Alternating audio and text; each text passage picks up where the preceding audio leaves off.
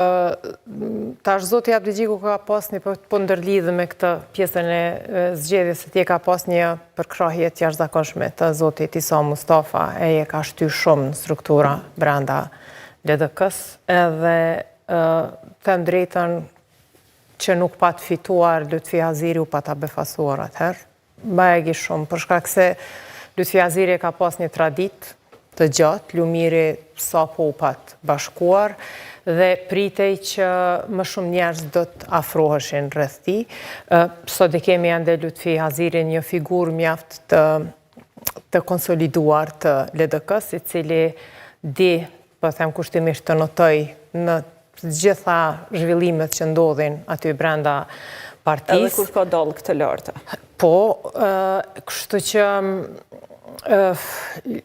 unë megjithatë mendoj që në atë LDK që ka ekzistuar, Lumir Abdigjiku ka qenë megjithatë një zgjedhje më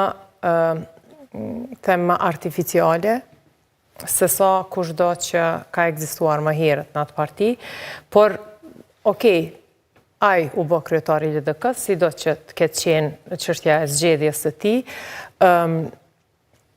Problemi i kryetarit LDK-s është qasja e tij, është, e tha Artani, ka një prepotencë, është mjaft arrogant, është përjashtues, e dim ne në media përvojën që kemi pas me këtë parti, kur e kemi organizuar punët rreth fushatave, e kemi pas që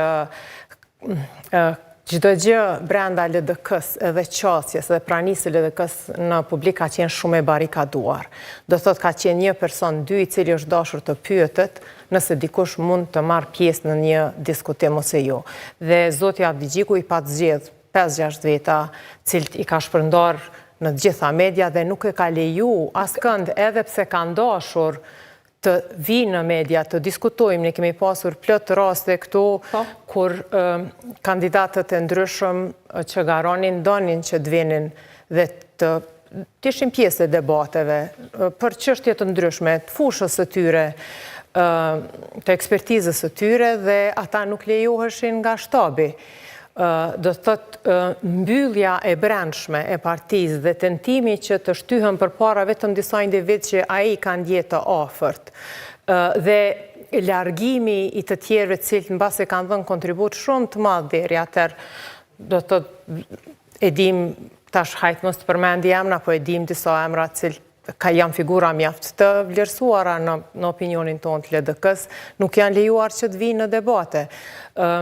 Nëse e përmendi Saranda gjatë gjithë kohës në zgjedhjet e kaluara, u pat kritikuar Kurti sepse i ka përjashtuar disa mediume, nuk përmendej fakti që Abdigjiku në po të njëjtën formë, mos edhe më i ashpër ka qenë sa i përket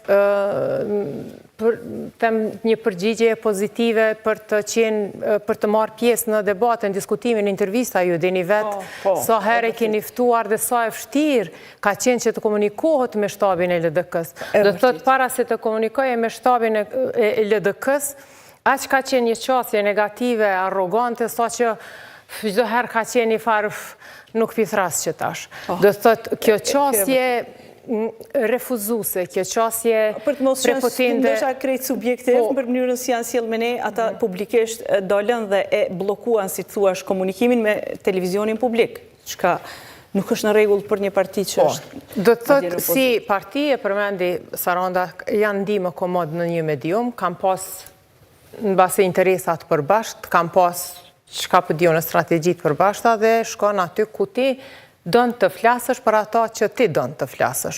Dhe kjo ju ka kushtu. Më falë, Bikenda, që për ndërhy, dje e pash një zyrtar të LDK-s, e takova në bas rezultatit, po mendoj rastisht edhe patëm një bisedë të shkurtër. Isha në pranire të disa njerëzve tjerë, dhe unë këtë ja thash që njëna për arsyeve që kam ujtë me që rezultatin, edhe a i tregoj që njëherë një nga mediumet shkoj me intervistu ato edhe i tha, mos tanin se kemi marrëveshje, mos më ta qitë luksin mos më do këti pasur në televizion gjatë fushate. Edhe tha, unë s'kom pare, thash jo, a betet më qitë mu që shumë, veç që të një që shumë se mbledhen GoFundMe hapin njerës, po edhe mu më lash shumë për shtypje, fakti që përmes media, për mu manipulimi përmes mediave i opinionit publik është për një me që e bojnë krejt partit, dikush e zjedh dikën, dikush dikën, po flasë për media që e kanë dëshiren të nënshtrohen, sepse kjo në parim nuk është detyre medjave, po fakti që një parti opozitare detyrohet me mshef luksin, ose zyrtar të lartë të partisë opozitare me mshef luksin, ajo në kupton që ata nuk e kanë përni me halën e qytetarit real. Dhe këto s'pëdu me ngrit ashtë si ide që du të me qenë njerës të varën me folë për qështje publike.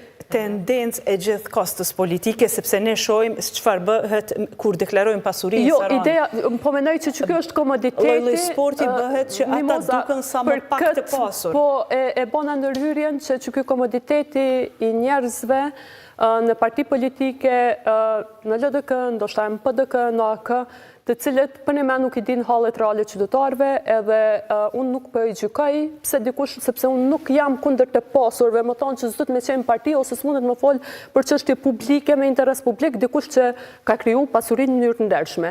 Po ajo që ka po thomë që nëse ki edhe prepotencen, edhe arogancen, edhe pasurin, edhe ti nuk zbret të qytetari, qësh po mendon me fitu zgjedhjet? Edhe në cila është formula me fitu zgjedhjet me çfarë parametra dhe indikatorë? Si është e mundur që Zoti Abdi Gjiku, pra si një, le të themi një dishepulli Isa Mustafës, nuk mori mësim nga mësuesi i tij, kur me deklaratën e tij të famshëm e fitoi Prishtinën me duar në xhepa, u katapultua keq. Ky si nxënësi më, le të themi, i zellshëm i tij nuk mori një mësim nga mësuesi vet. Për shkak se fiks një soi. Ai ka rënë grockën e asaj që domethënë tani ta javionin pas durimit. Nëse dën një jetë mizerabel, atëherë mos merr mësim prej tjetrit, po merr mësim prej dështimeve tua. Edhe ai s'ka marrë mësim prej tij për shkak se ka rënë grockën e dytë, që gjithashtu thotë nëse dën një jetë mizerabel, be a follower not a student. Ai ka qenë pikërisht dishepull, ky ka qenë problemi. Mirë po, problemi më i madh i të gjithëve, se as zotri Hamza, për shembull, nëse shikohet pozicioni i tij në Mitrovic, domethënë sa pak është, kjo është do të thotë, sidomos edhe PDK në një prej afër për shkak se deri në vitin 2009 kom pas afërsi të madhe me persona në struktura drejtuese aty, edhe kontaktin me ata, me disa prej atyre njerëzve nuk e kom ndërprej asnjëherë. Ish kancelari Gjerman Helmut Schmidt thëtë politika në një farforme është sport luftarak. Edhe mbi bazën e kësaj premise, Albin Kurti është Muhammed Ali i politikës në Kosovë. Është bish politike. Edhe këto duhet me pas secili prej aktivistit ma thjeshtë deri te lideri politik. Nëse nuk e njeh kundërshtarin, nëse nuk e din me kënë ki punë, nuk ki mu përgadit. Edhe problemi këtyre njerëzve